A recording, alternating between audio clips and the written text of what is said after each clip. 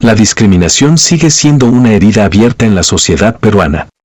Aunque el país se caracteriza por su diversidad cultural, étnica y lingüística, todavía persisten prejuicios y actitudes que limitan el acceso a oportunidades y generan desigualdades. Desde el trato cotidiano en espacios públicos hasta situaciones en el ámbito laboral y educativo, miles de peruanos experimentan la exclusión en diferentes formas. Con el fin de comprender mejor cómo se manifiesta esta problemática y cuál es la percepción de la ciudadanía, realizamos una serie de encuestas a personas de distintos contextos sociales y regiones del país. Iniciamos nuestro recorrido en el distrito de Miraflores, exactamente en el Parque Canary, uno de los puntos más concurridos y emblemáticos de Lima.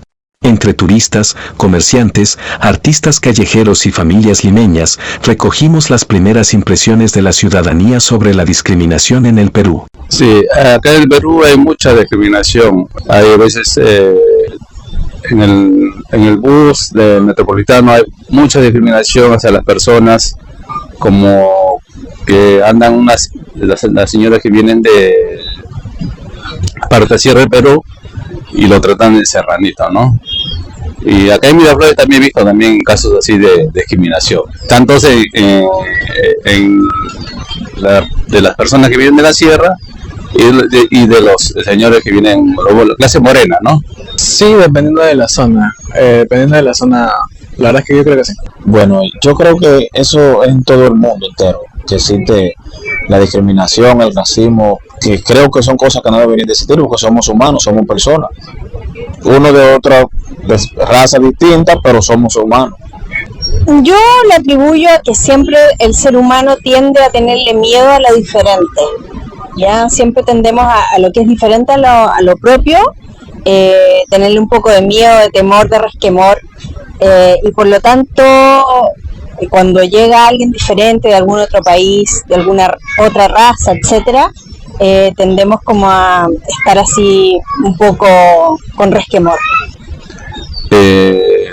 También se ve mucho en las personas que son discapacitadas, ¿no? También no le dan su valor. Bueno, la mayor discriminación es racial.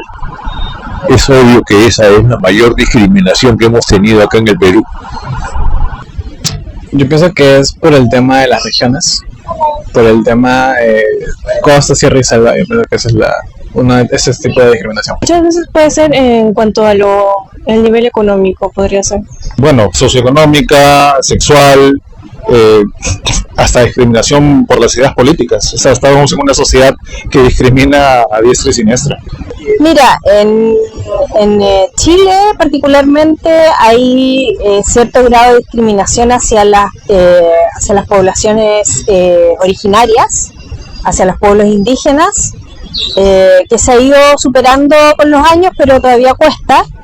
Y también hay un grado de discriminación ahora con las oleadas grandes de migración que viene desde Venezuela.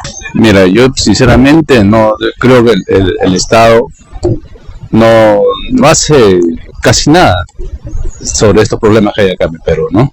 Me gustaría decir que no está haciendo nada, pero lo más desgraciado de esto es que está haciendo cosas en contra de la cultura. Inclusive lo más obvio que tenemos ahora es las leyes que están sacando con respecto al cine, ¿no? Inclusive contra la libertad de expresión. La gestión actual, absolutamente nada. A todo nivel del gobierno. No están haciendo absolutamente nada que sea productivo, simplemente están sobreviviendo y esperando que venga el recambio, ¿no? La verdad es que no mucho, incluso digamos el alcalde de Lima como que se ve apoyando a ese lado. Normalmente no veo, pero de vez en cuando veo un mural que dice no a la discriminación, o un cartel, no, pero en general no. Crear política sobre el racismo y la manera de convivir entre hermandad con las demás personas, sin pensar en color de piel, en estaturas. Yo creo que tiene que haber leyes que sean bastante rígidas con ese tipo de comportamiento. Yo creo que no es tolerable tener actos de discriminación hacia otros pueblos, hacia otras personas, porque finalmente somos todos iguales. Y además nadie está libre de tener que emigrar o tener que ir a otro lugar donde a ti te van a ver como el diferente y te pueden tratar mal. Después de escuchar las voces en Miraflores, nos trasladamos al distrito de Jesús María, específicamente al Parque San José. En este espacio familiar y de constante movimiento, continuamos con la recolección de opiniones para conocer cómo se percibe la discriminación desde otra perspectiva de la ciudad. Claro, sí existe como en todo el mundo. Sí, mucho. Bueno, sí hay personas irresponsables que cometen ese tipo de actos de discriminación, ¿no? Como en todo el mundo, sí lo hay, acá en el país, en nuestro país sí. Primero, hay una discriminación de género. De género. Hay una discriminación de raza, al negro y al indio. Incluso hay una discriminación al pobre. Acá en el Perú hay eso, hay las tres. Que entre peruanos nos choleamos. Quiere decir, un peruano le dice cholo a otro peruano. A los ancianos. A veces los tratan mal, los insultan. Cuando cruzamos las pistas, a veces alguno te grita viejo, te insulta, y etcétera, etcétera. La discriminación que yo veo muchas veces, o pocas veces, es racial, ¿no? Racial, discriminación racial, así es. A la gente de provincia, de las alturas, a veces la discriminan de muchos años. Yo no creo porque el Estado está formado por gente muy ignorante que yo estoy seguro que ni siquiera sabe que existen estos racismos. Es por que los gobiernos nunca se han preocupado por pueblos apartados fuera de Lima, con más analfabetos, ignorantes, que hayan aprovechar ellos de la riqueza del Perú. Bueno, está haciendo desastres. Primero, lo simple de la negrita. La negrita siempre ha representado una chicha, una mazamorra, y siempre a la negrita nunca la hemos visto como producto, como persona negra, sino como calidad en una mazamorra. Nuestro país anda de cabeza todo. Acá en nuestro país nada funciona, ningún aparato del Estado funciona, y menos en este tipo de actos de cultura, de discriminación y esas cosas, veo que no. Nada, para mí no están haciendo nada, todo sigue igual, no están haciendo nada, absolutamente nada, este gobierno menos. Por nuestros antecedentes históricos, desde que vinieron los españoles y contaminaron a la raza indígena, y también por una mala formación en los hogares. Cierto resentimiento que tienen las personas por cierto resentimiento sentimiento de ¿cómo se puede decir? De creerse superior o inferior. Creo que esto es histórico. Esto es de la historia, a través de los años, la historia siempre sabemos, por ejemplo, acá en nuestro país tenemos la raza, los negros que vinieron y fueron al comienzo discriminados, ¿no? Vinieron de Europa y por ese lado se nota que siempre ha habido discriminación. Las voces recogidas en estos espacios reflejan que la discriminación sigue presente en la vida cotidiana. De esa forma nos permite comprender mejor la magnitud de la problemática y sus múltiples manifestaciones. Reconocerla es el primer paso para construir una sociedad más justa e inclusiva. Muy buenos días, amigos. Yo soy Miriam Reategui, conductora del programa Cultura Perú TV, que transmitimos todos los sábados, como hoy, a las 11:30 de la mañana. Ustedes dirán, ¿quién es ella? ¿Quiénes son ellas? Una es mi tatarabuela y la otra es mi bisabuela. Mi tatarabuela, hija de esclavos que vinieron desde Angola, allá por mediados de 1850. Y no he olvidado mis raíces. yo vengo de ellas. ¿Y soy una inga o una mandinga? Ese es el tema de hoy, la discriminación y todo lo que es el racismo e identidad. Y comienzo por decirle que este programa para mí es muy especial. Está hecho con amor para mis ancestros. Y bueno, hoy es un día especial porque vamos a hablar también de todo lo que es la cultura afrodescendiente aquí en Lima. ¿Qué ha pasado con ella? ¿Dónde está? ¿Dónde se desenvuelve? Y también del racismo. ¿Qué pasa con la cultura andina? ¿Qué está pasando actualmente? Quizá hablaremos de uno menor que el otro, pero lo prometo seguir en nuestros programas. Tenemos aquí a una invitada especial, que es Evelyn Ortiz, una amiga actriz de teatro, de cine, de televisión, afrodescendiente. Hola Evelyn, ¿cómo estás? Por fin llegué. Ay, sí, por fin llegaste, qué gusto, porque te estábamos esperando. Sí, el tráfico, como te contaba, para salir de Barranco es infame. Ahora han cerrado la entrada a la vía expresa por Catalina Miranda, por la Vía del Sol, y entonces tienes esta mancha de autos que no sabes por dónde ir y pierdes fácil 15 minutos en dar la vuelta de una cuadra. Claro. Una locura. Sí, es una locura porque cuando fuimos, me acuerdo de cuando fuimos también a tu casa, era difícil porque por aquí, por allá, el hombre se metía por todo lado. Exacto. Porque no es que casa cerrado, no es que estés. Para entrar en la zona de mi casa había un barranco, o te vas hasta Chorrillos, o te vas o entras por Surco. Es una locura, un desprecio por el ciudadano. Sí.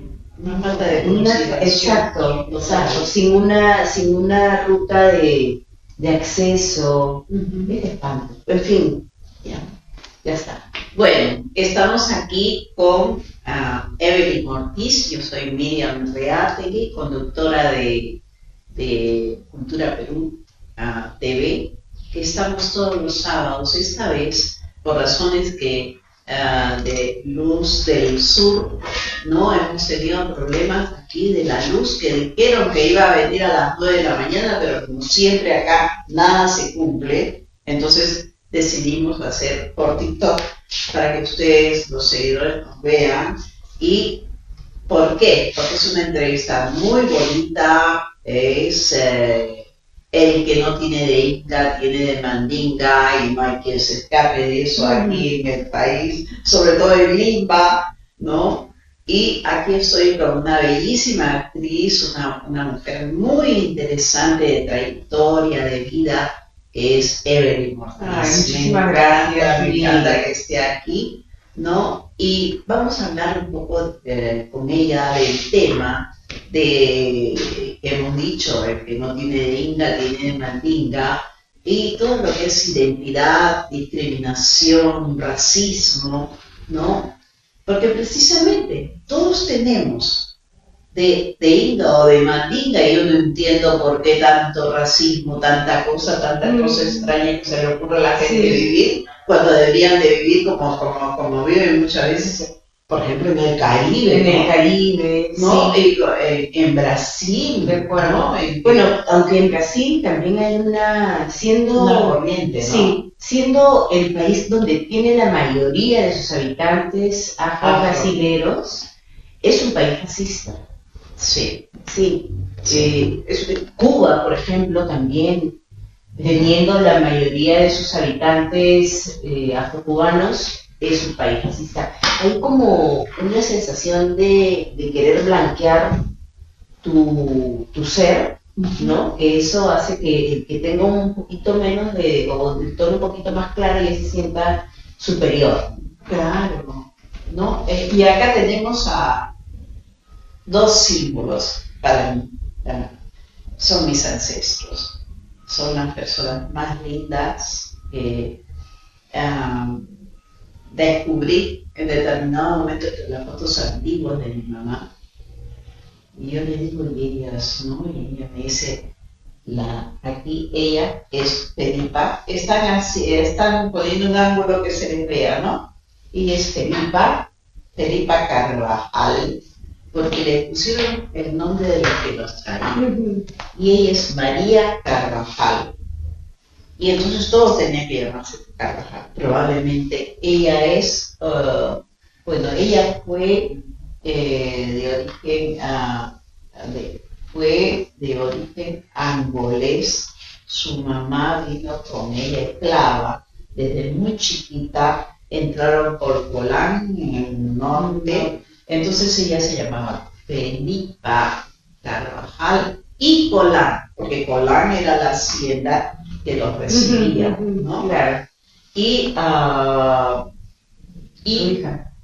su hija, María, mi bisabuela, nació de Felipa con un culí. Los culís también eran chinos esclavos y solamente se podían juntar los chinos con los negros. No, los negros no se podían juntar con los indios, con los andinos, ¿no?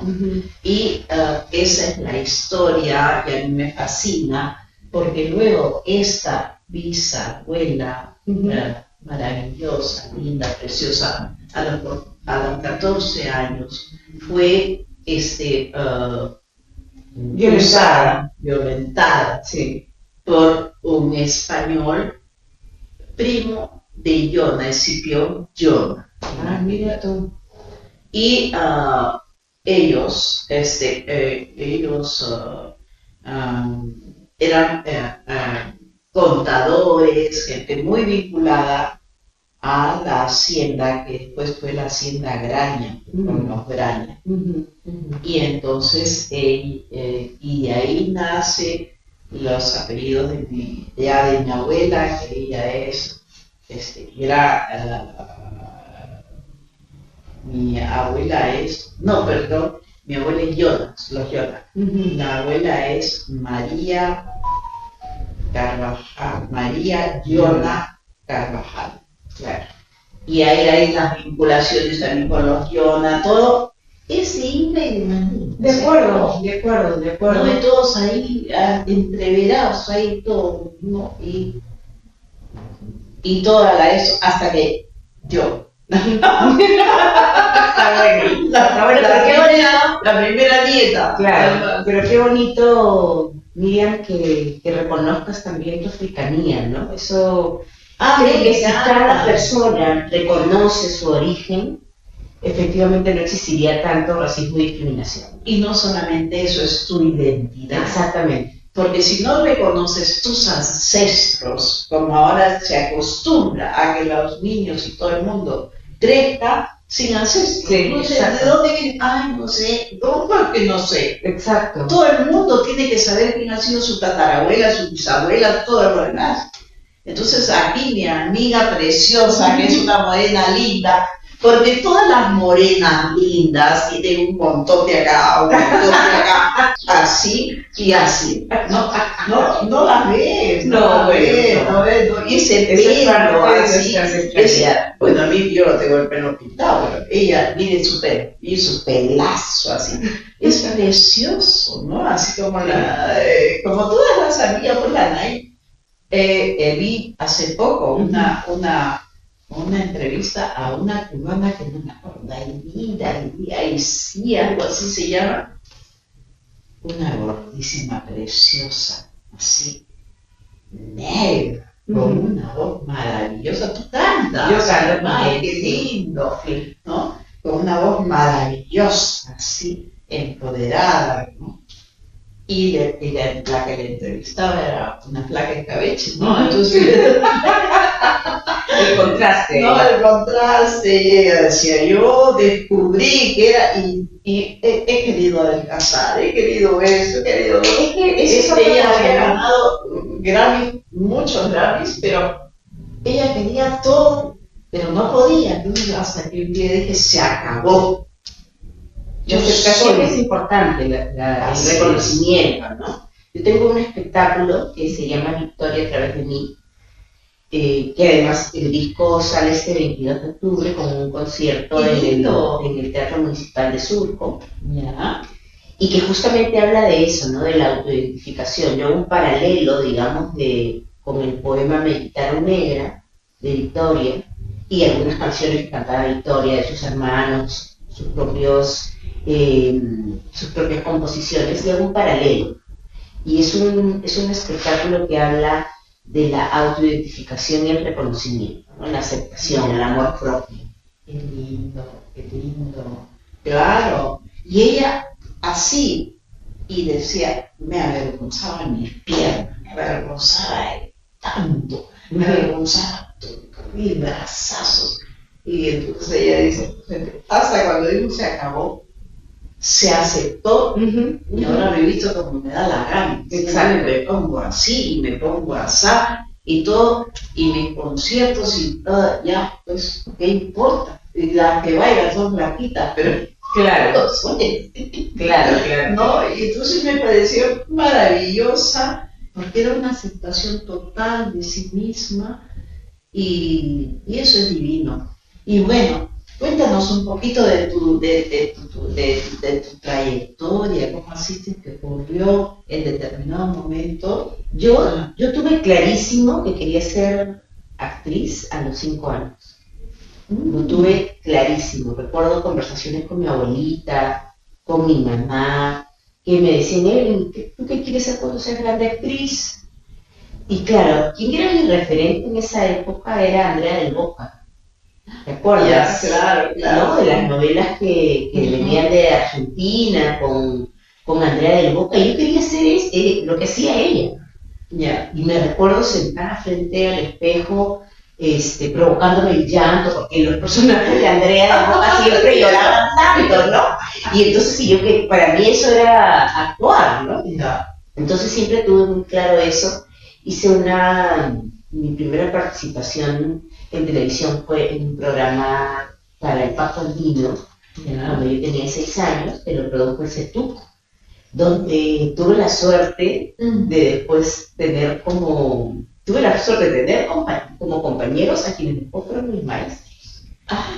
Alberto Isola, Lucho Peirano, Víctor Prada, Franco Obrero, Mónica Domínguez, o sea, eran los jóvenes de esa época. Claro. Y yo participaba con ellos en una super experiencia. Después entré al programa de Yola Polasky como cantante. Y estuve estuve durante 7 años en el programa de Yola, desde los 9 hasta los 16. Y paralelo a eso ya cantaba en peñas y ya bailaba en grupos folclóricos. Estuve en el ballet de Teresa Palomino, que también Teresita Palomino, la eterna, la maravillosa. Bueno, estoy produciendo su espectáculo también, sus 60 años de vida artística. No te puedo creer, Sí. yo tengo que ir, Por favor. es muy amiga mía, la tengo que abrazar porque es muy amiga mía por extensión con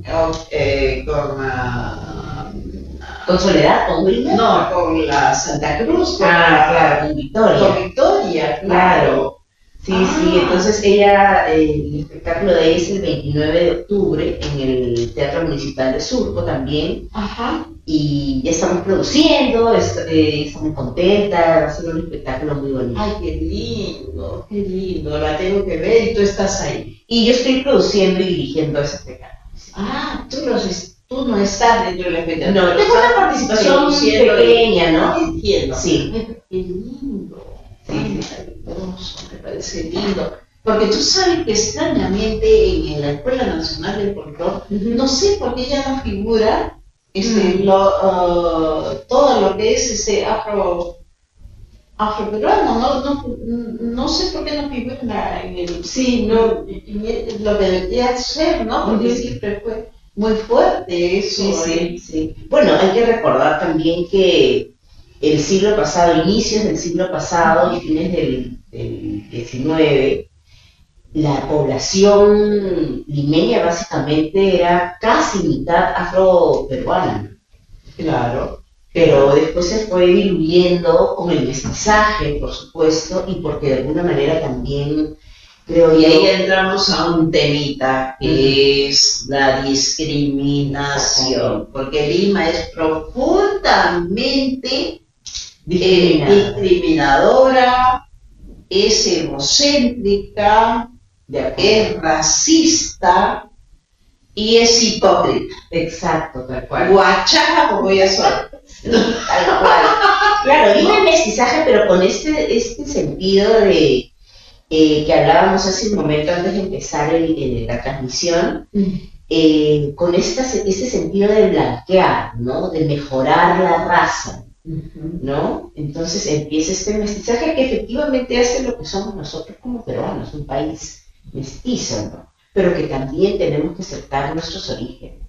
Claro, claro. O sea, somos mestizos, pero ¿por qué somos mestizos? Porque hay una mezcla. Además, la esclavitud fue muy grande. Exacto. Muy grande. Entonces, la esclavitud, por la esclavitud debemos nosotros un origen en la gastronomía. De acuerdo. ¿No? Muy interesante, que después se ha mezclado, que no sé cuánto, y ahora dicen que Perú tiene la mejor gastronomía. Yo creo que es por los Michelin, de no sé quién. Sí, Bueno, porque la comida, cuando tú comes una comida peruana, 5 días creo. Claro. Pero, ¿qué pasa? Pero La raza negra descubrió, porque los españoles no comían ni una víscera de nada, y no querían ni ver la cabeza de la vaca, nada. Todo era cabeza. Este desperdicio lo aprovecharon los... Y ellos saben porque claro. la santa, que no sé cuánto, el bofe, exacto, el corazón, el mondongo, sí. Y todo, hicieron una comida tan rica que es, y además como las especies las traían de allá afuera, porque nosotros no teníamos especies. De acuerdo, y pienso que para ser más digerible también quizá las vísceras, exacto, entonces le daban un condimento para quitarle esta cosa fuerte de la víscera, ¿no? Claro, ¿no? Y la comida pues es muy rica, muy rica. Y me acuerdo que en la casa de mi mamá había una cocinera maravillosa, y ella era morena, sí, ¿no? Y me acuerdo muy afro, siempre con sus vestidos así negros, siempre usaban siempre el negro, ¿no? Y me acuerdo... Es una forma de invisibilizarlos, sí, ¿no? Mientras no te vea, claro, ¿no? Haz lo que tengas que hacer, pero no quiero ver. Eres una sombra. Eres una sombra. Eres una sombra. Y ella también decía, pero qué rico cocinaba esa señora, por favor. Ella cocinaba en la leña, yo me acuerdo, porque yo tendría pues 6, 7 años. Unas comidas más ricas, picantes, y yo no me importaba la picazón porque mi mamá no sabía cocinar. Pero mi mamá era medio rubia así, ¿no? Pero ella no sabía cocinar nada, ¿no? Que no sabía. Entonces, pero ella decía, la señora que rico cocina. Pero lo que ustedes comen era... No, así. Claro. Ella, carapulcra. ¿Qué carapulcra? Exacto. Que no se asemeja en nada a lo que es hoy en día. En nada, ¿no? Y esas comidas, pues, que ella sabía preparar como mujer antigua. Y dime, en tu trayectoria, ¿tú crees que en algún momento has sentido discriminación? Bueno, de hecho, el que me dieran en su momento personajes de la puta, de la empleada doméstica, de qué sé yo, de la delincuente, eso de alguna manera es discriminación, porque no te miran, o no miran los personajes como lo que marca la realidad, ¿no? O la empleada, ¿no? Entonces sí, de alguna manera es una forma de discriminación. Hay cosas que están cambiando, por supuesto, ¿no? El cambio es lentísimo, pero bueno, vamos paso a paso, ¿no? Ya, Sí, claro. claro.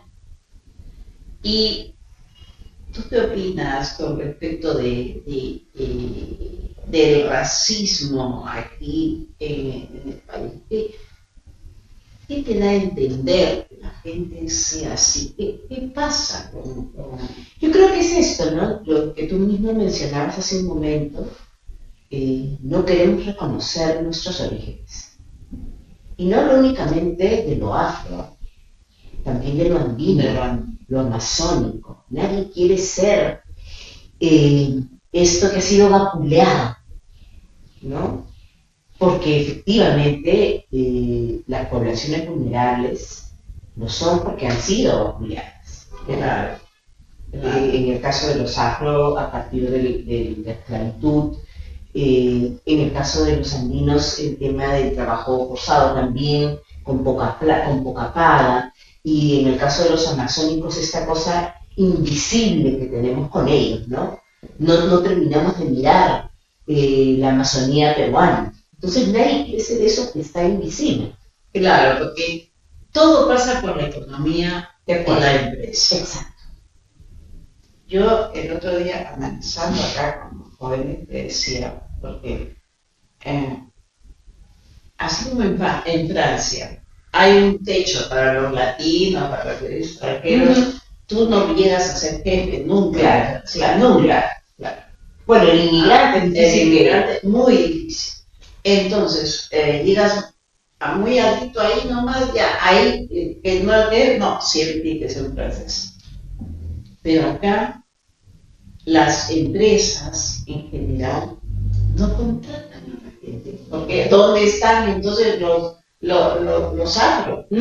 ¿Dónde están los andinos en una empresa? Bueno, Miriam, hay empresas como que hacen tamiz, no sé cómo es que se les llama, donde llegan todos los currículums con foto y lo primero que hacen es separar. Aunque el currículum de uno sea así y el otro sea de 2 hojas, lo primero que hacen es separar el color, ¿no? Por eso la necesidad de eliminar términos que de alguna forma están ligados a lo negativo. Hay mucha gente que pregunta por qué yo no te puedo llamar negro, yo no te puedo llamar negra, por qué tengo que llamarte afro. Porque lo negro está vinculado a lo negativo. Así es. ¿No? La mano negra, la oveja negra, el día negro. Entonces, si además tienes un término que habla de algo negativo, encima, por efectivamente tu color de piel, estás ya discriminado y separado a la hora de que te seleccionen para un trabajo, entonces obviamente yo no quiero llamarme como algo que sea negativo.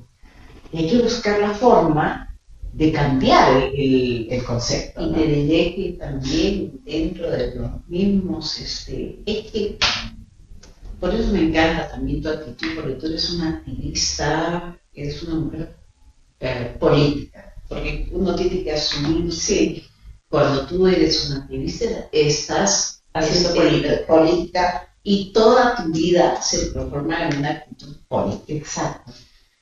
Pero lo que pasa es que muchísima gente, incluso en nuestro dentro, no asume esa actitud. De acuerdo. Ese reconocimiento, de acuerdo, ¿no? Y que no entendemos, Miriam, que, por ejemplo, ¿no? Algo tan sencillo como el que me quieran cepillar el pelo en un programa de televisión y yo diga no, porque este es mi cabello y esto soy yo, eso es un acto político. Exacto. ¿No? Desde el punto de vista que tú te sientes como un productor y le digas, yo quiero tener un espacio para descansar entre escena y escena, un espacio que tenga sombra para comer, un baño limpio, eso es un acto político. Exacto. Eso es hacer política. Nos mienten al decirnos que la política, uno, es mala o hablarnos que estamos politizados. No tiene nada que ver. Tiene que ver con la dignidad humana. Correcto. Tiene que ver con los derechos. Exactamente. Entonces, cuando uno comienza a hablar de los derechos, entonces ya a la gente no le gusta, porque pero no, es una actitud completamente válida que hace que las personas puedan tener identidad. De acuerdo. Identidad. De acuerdo, ¿no? de acuerdo. La clase trabajadora, y eso también yo sé que es doloroso para algunas personas, pero la clase trabajadora es la que genera el que hoy haya 8 horas que no se cumplen, pero 8 horas de trabajo, que haya lo mínimo indispensable dentro de, o sea, en la medida de derechos fundamentales.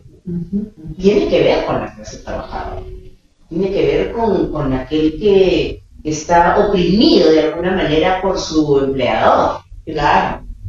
Y no terminamos de verlo, no terminamos de aceptarlo. Y creo que también por eso es que banalizamos y vandalizamos el término político, el término política, ¿no? Claro.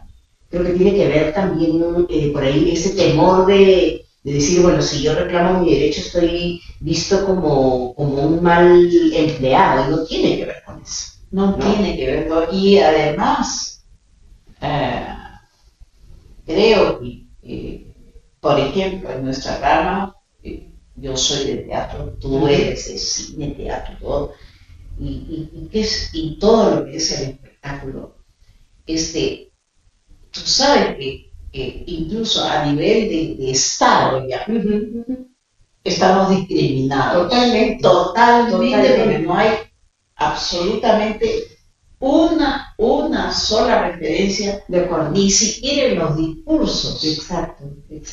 De la famosa que ya conocemos y que no la quiero nombrar porque me cae mal. Pero hubo un discurso, y yo sé que me van a bajar, pero el único discurso que yo recuerdo que se haya mencionado a los afroperuanos y a los artistas fue el discurso de Pedro Castillo. Claro.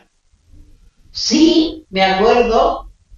Fue el discurso inaugural, digamos, de su gestión, el que habla de los afrodescendientes, los afroperuanos, y habla de los artistas. Es que era un hombre auténtico hasta que lo rodearon toda la mafia que lo ha rodeado y le metió pajaritos en la cabeza de que tenía que hacer otra cosa. Sí, bueno, ese es otro tema, es otro ¿no? tema.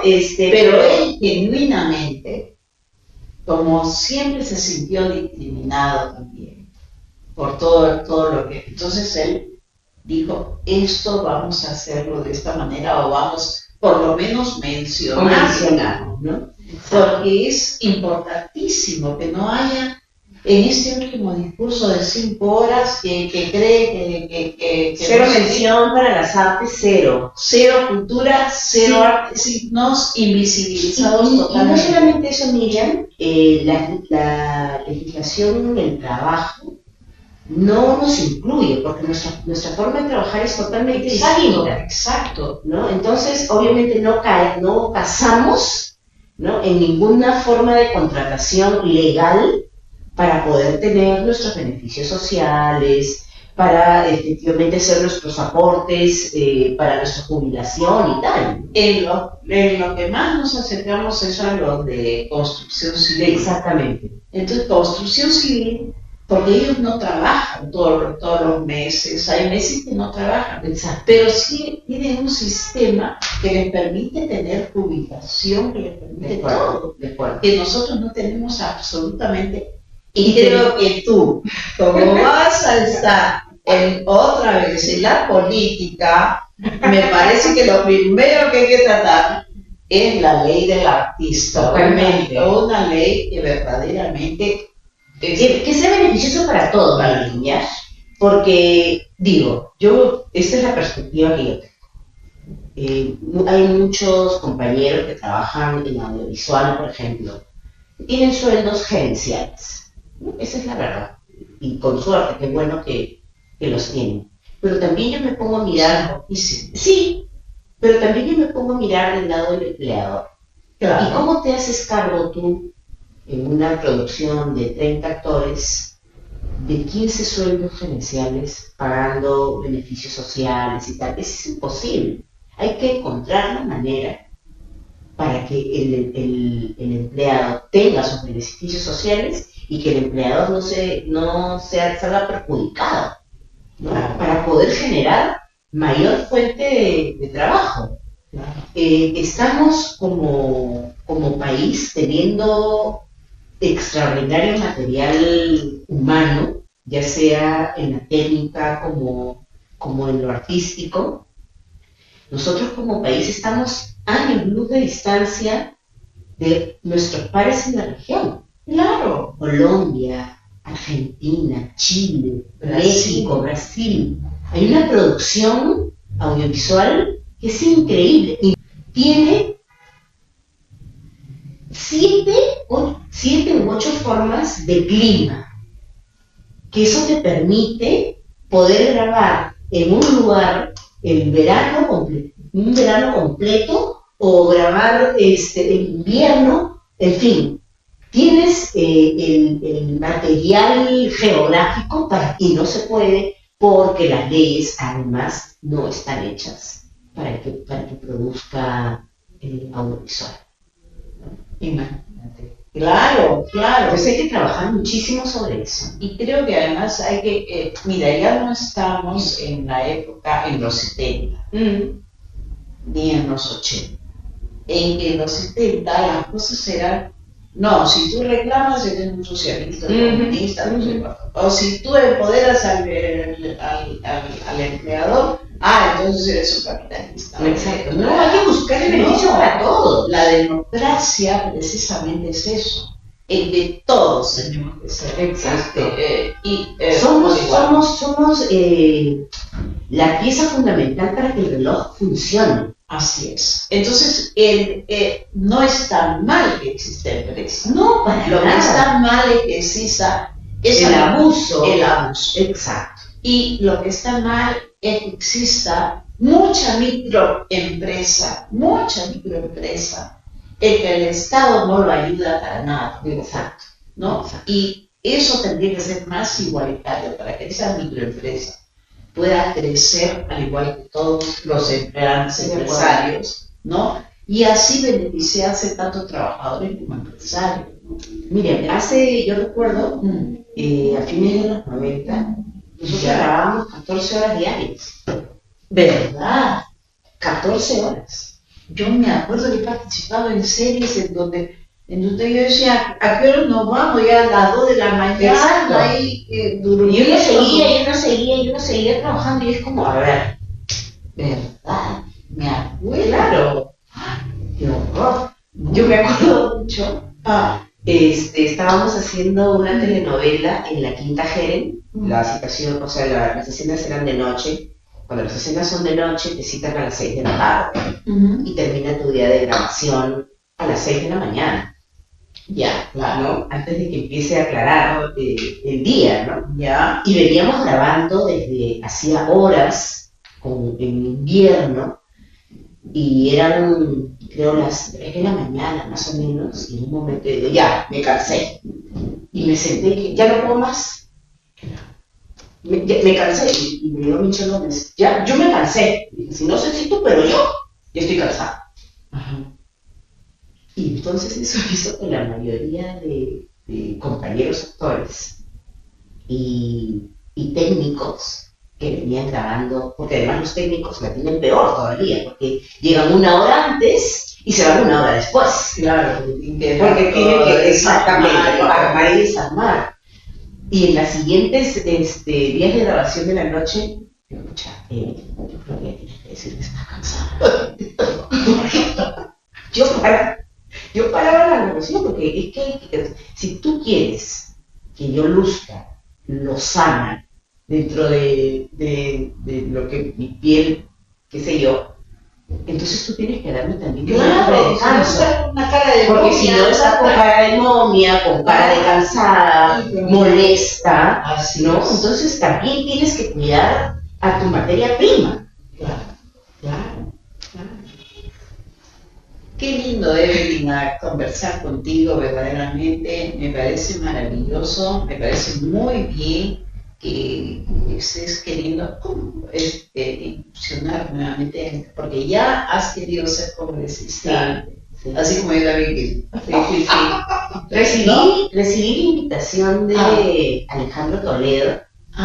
Yo me sorprendí porque, claro, en algún momento de mi vida voy a ser alcaldesa del INSE, pero estaba muy jovencita y qué sé yo, ¿no? Pero nunca me había descubierto la vena con algunos líderes afro que me decían, tú tienes que presentar. Yo decía, ¿de dónde me ven a mí esta vena política, ¿no? Y como te digo, me sorprendió la invitación de Toledo. Primero me ofreció el número 1 y después me cambió para el número 14. Y claro, yo vi algunas cosas que a mí no me gustaron dentro del partido, de cómo se desarrollaba cada candidato al Congreso, y decidí no invertir, porque es una inversión fuerte. Decidí no invertir y tener los votos que buenamente iba a tener. Y obviamente no logré llegar. Pero esta vez, no sé si decirlo porque la política también me ha golpeado. Sí, la política también me ha golpeado. Entonces, porque te expones y la gente te dice cosas y todo, ¿no? Y no solamente la gente te dice, hay productores que te miran distinto, que de alguna manera prefieren no trabajar contigo. Entonces sí te golpean, ¿no? Sí te golpean. Entonces ando pensándola, realmente. ¿La estás pensando? Sí, ya la estoy pensando. Sí, pertenezco a un partido político, a primero la gente. Ya yo les he dicho qué es lo que yo espero, pero estamos en esas conversaciones todavía. Claro. Y además porque, bueno, si entras a la política también perdemos a una gran actriz, ¿no? Porque sí, pero son 5 años, ¿no? Son 5 años más, ¿no? Sí. Bueno, además destacarás ahí. Si uno es lo que mucha gente no entiende es que una de las labores del Congreso ahora, la Cámara de Diputados y Senadores, es la representación. Y nosotros como trabajadores del arte no tenemos una. No tenemos. Y sí es importante que exista. Sí, yo me acuerdo que la mejor campaña que yo hice fue solamente hablar de teatro y de teatro y del arte en la educación. Teatro y educación. Y te juro que fui una de las que mayor votos tuve dentro del partido. Lo que pasa es que el partido no logró una valla. Pero si no, yo entraba como por un tubo. Y la única que hice fue vincular. Para mí todos eran iguales, ¿no? Que no era política, que no logró nada. Para mí. Y todos, además, los que estaban postulando, miren, pues ¿qué vamos a hablar? De cultura, de educación. ¿No? Y así, porque yo no iba a prometer que iba a ser un político, pero no, porque no se salió la labor, eso no es claro, es generar leyes que beneficien a la población. Todo el mundo hablaba como si fueran presidentes, los ejecutantes, no sé qué, no, yo hablé exclusivamente de eso, porque era importante que el arte estuviera en la educación. Punto. Se acabó. La labor de los diputados, de los senadores, es representar, legislar, fiscalizar. No es otra que no sea eso, pero el tema en nuestro adorado Congreso es que legislan a favor no del ciudadano, que es el que le da el voto, sino para ellos mismos y para las empresas que lo manejan. Exacto, estamos en una situación sumamente tranca. Y pasando a un tema tuyo, a ver, es tú has hecho grandes películas y muy importantes en la del cine. Tú hiciste algo sobre la Mariano. Iba a estar en la película. Al final no la hice, pero sí hice una serie que hablaba de Villa El Salvador. Y en la formación de Villa El Salvador, un personaje importante, así como Michela Poeta, es Marilena Moyano. Ya, qué lindo. Sí. Ahí me saqué el clavo, porque efectivamente cuando Chicho Durán empieza el casting para su película, yo pasé el casting, pero tenía 26 años y yo veo las fotos y digo, ni siquiera parecía 26, sino parecía más chiquita, y a Marilena la matan sobre los 40 años, Sí. que además se la veía una mujer trajinada por la vida, ¿no? Y Chicho me dice, Evelyn, yo quiero decirte que voy a volver a abrir el casting. Y eligen a una compañera mía del taller de arte, Olenka Cepeda, que tenía toda la imagen de Marilena Moyano. Entonces tú la ves en la pantalla y dices, sí, pues, yo hubiera tomado la misma decisión. ¿Me afectó? Claro que me afectó, no hubiera sido mi primera película. Pero también entendí que no estaba yo lista para ese personaje.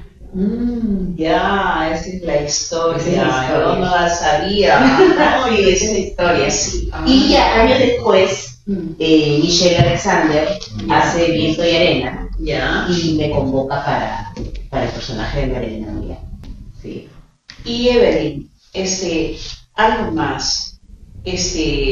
Tú sabes lo que ha pasado con todo esto del sindicato de actores, ¿no? Y que hicimos una famosa asamblea, ¿no? En donde las personas dijeron, bueno, sí, que se habló de la situación del sindicato de actores. Yo he sido muy crítica siempre con el sindicato de actores en los últimos años, por muchos factores. Y por ser crítica, lógicamente a mí fuertemente me han estado fastidio en el sindicato hasta el extremo de que no querían de que yo me acercara, ni siquiera que me pusiera al día, ¿no? Y luego empapelarme con cartas notariales, que no sé cuánto, que por acá, que les digo que ya contesten sus cartas notariales, las cartas notariales que les hemos enviado, que ustedes nunca han respondido, ¿no? Y en esta situación, los artistas, lógicamente, todavía no están decididos, no saben hacia dónde van. ¿Qué opinan de esa situación? ¿Hacia dónde nos va a derivar esto? Yo creo, Miriam, que ha habido una... ¿cuál es el término adecuado? Quiero usar el término adecuado. Bueno, han banalizado a todos los sindicatos, salvo el SUTE o Construcción Civil, que son los más fuertes. Pero hay un temor a ser sindicalizado, ¿no? Y creo que el sindicato no cumple con la función que es proteger al gremio artístico, ¿no? No tendríamos nosotros que haber hecho un plantón en mayo-junio, con el tema de las regalías. No tendríamos que haberlo hecho, porque para eso está el sindicato, para cuidarnos.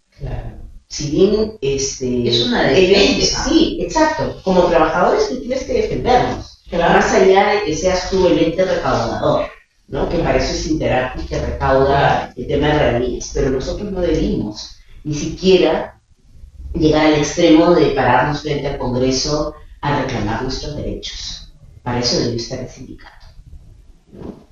El sindicato debe estar para que se cumpla lo mínimo indispensable, que es tener, en el caso de los trabajadores audiovisuales, un baño limpio, un lugar donde descansar, un espacio donde alimentarse, en fin, lo mínimo.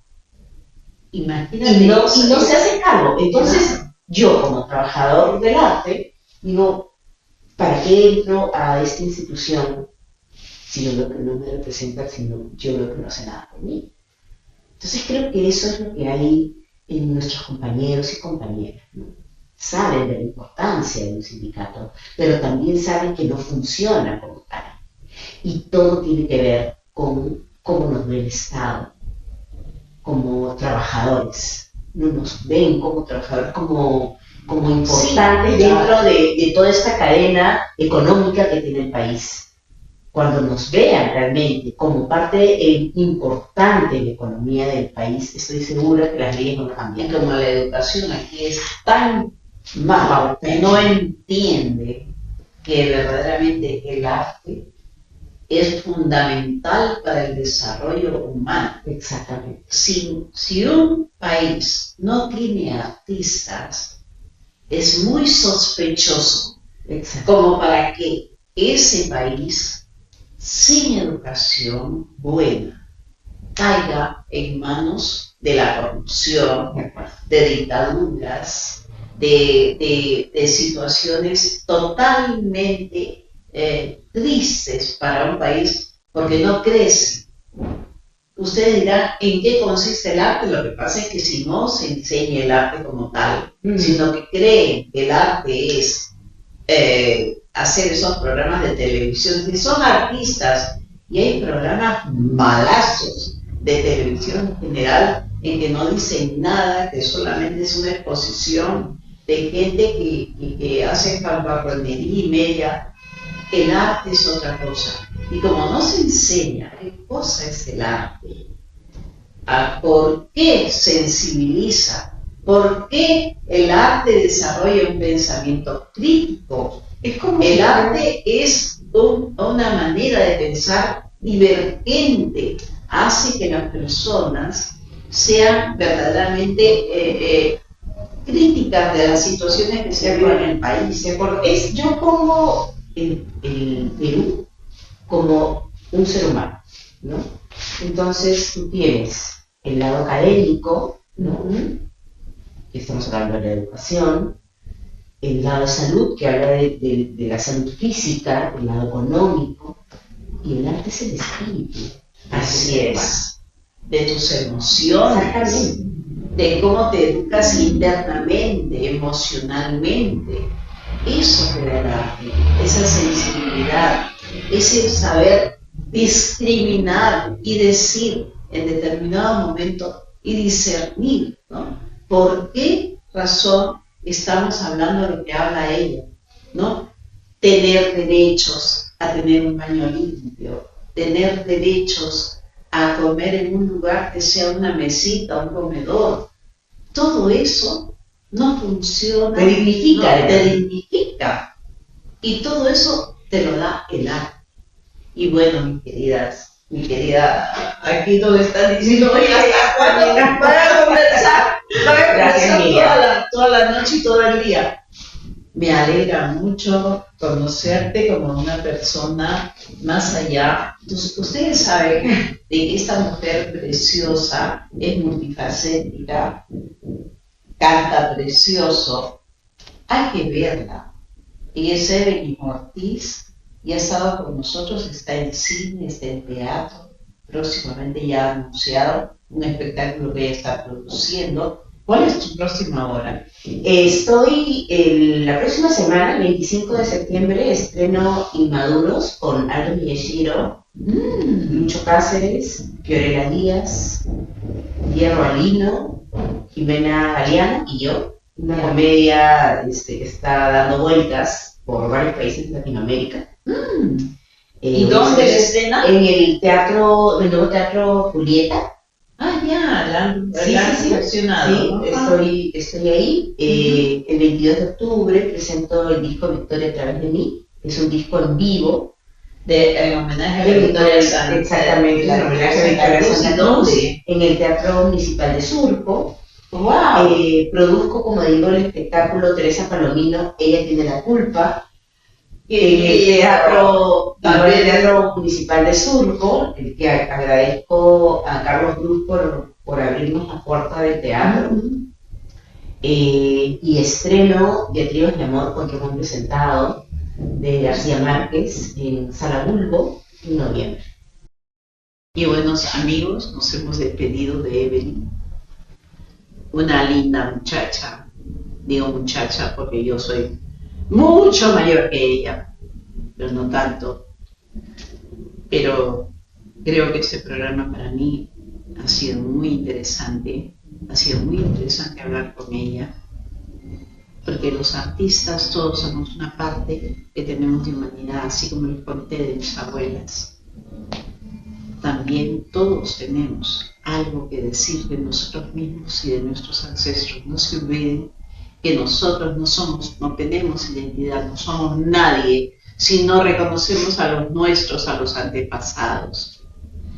Para el próximo, síganos por favor, que para el próximo capítulo tenemos otro tema, gran tema que tiene que ver con los artistas, el sindicato de actores, pero también con el cine. Vamos a hablar esta vez sí del cine y cómo el cine está reflejando toda la temática actual también de discriminación, racismo, y está reflejando también la historia de nuestro país que se mantiene oculta. Entonces, por favor, síguenos en Facebook, en YouTube, en TikTok y en todas las redes sociales habidas y por haber. Escríbanos, den sus opiniones, las necesitamos.